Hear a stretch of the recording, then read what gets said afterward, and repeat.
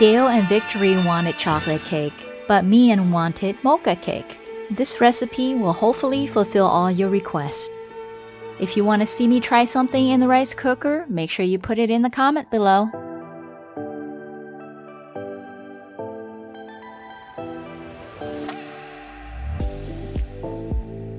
If you are using measuring cups, use a 1/2 cup plus a 1/4 cup to equal 3/4 cup.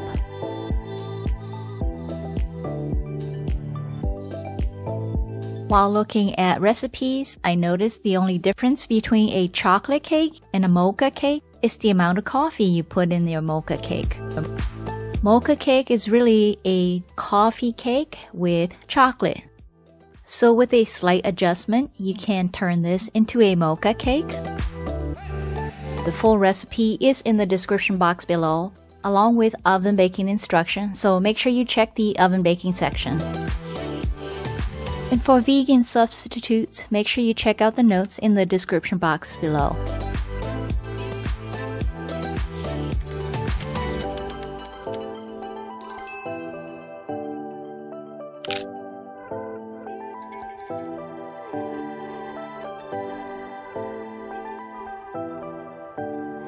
And I'm going to heat up my milk, and you want this to be warm or just a little bit hot, not boiling. With the milk warm or hot, it will really melt the cocoa thoroughly and it will really enhance the flavor.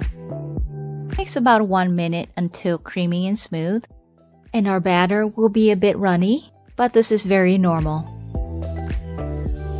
Now if you want it more chocolatey, just top it off with some chocolate chips or some chocolate chunks. But don't go overboard because too much causes your cake to be super dense and wet.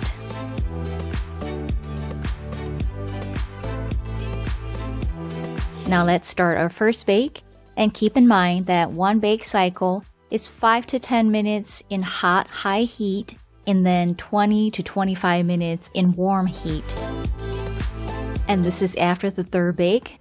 There are some chunks on my tester, but it's not wet batter, so this is done. This is normal for this type of cake. Remove your pot and let it cool for about 20 to 30 minutes in the pot.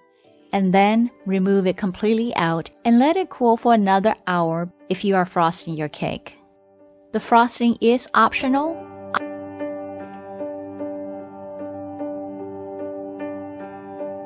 First, mix your cream cheese and butter together for about 1 minute until creamy and smooth, and then add the rest of the ingredients.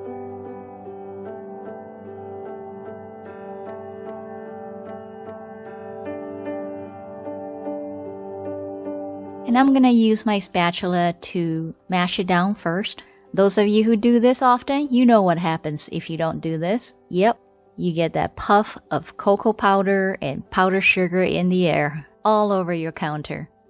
And you can make this ahead of time, just refrigerate it. Be sure to let it sit at room temperature for about 30 minutes before using it.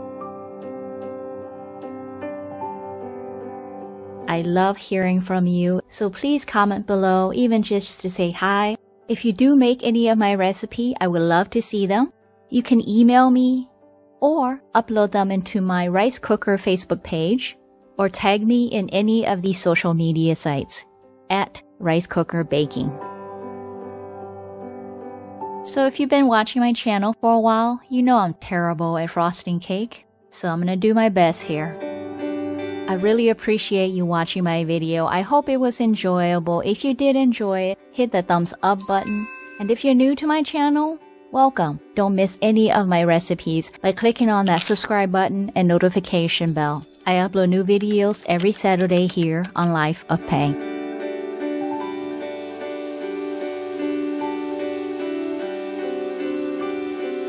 Look at that. Oh yeah.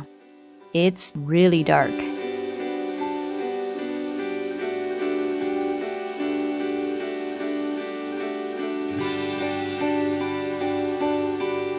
And the additional chocolate chips have melted down to the bottom here. But it is still moist and soft, and definitely super chocolatey. Oh yeah, yummy-licious. I hope you all will enjoy this recipe, and thank you for making the request.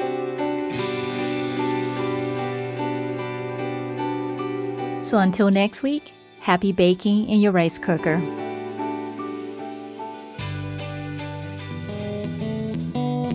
The base cake is at a 2 sweet tooth sweetness level, and with the frosting it is at a 3 sweet tooth.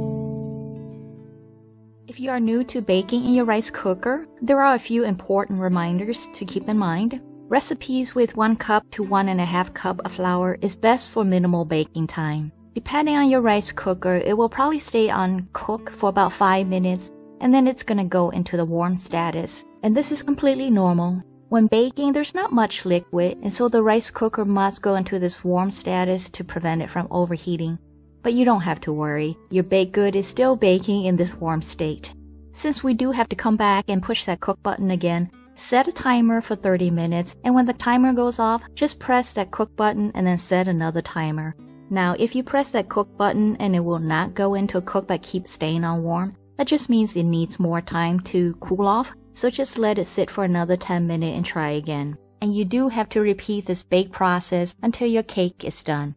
Try not to open your rice cooker until after the 2nd or 3rd bake cycle, because we do want to keep that warm air inside the rice cooker to continue to bake your cake.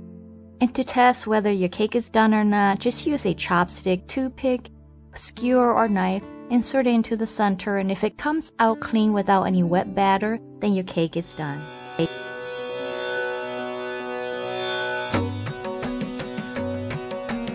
You know you want more dessert, so check out my other videos here and here, or just watch my whole rice cooker playlist right here.